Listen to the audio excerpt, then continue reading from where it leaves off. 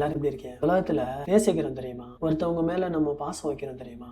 அன்பு வைக்கிறோம் தெரியுமா? அந்த அன்பும் பாசமும் எவ்வளவு நாள் நம்ம கூட இருக்குன்னு நினைக்கிறியா? எது வரைக்கும் நம்ம கூட இருக்குன்னு நினைக்கிறியா? நம்ம இறந்ததுக்கு அப்புறம் 1 வருஷமோ 2 வருஷமோ எல்லாருமே மறந்துடுவாங்க நம்மள. ஒரு 1400 வருஷத்துக்கு முன்னாடி நம்ம அப்போ பிறக்கவும் இல்லை, நம்ம யாருன்னு கூட தெரியாத ஒரு மனுஷர் நம்மளுக்காக துவா செய்யறாங்க. நமக்காக ஜன்னத்துல் ஃபிர்தௌஸை தவிர வேற எதுவுமே கேட்கல.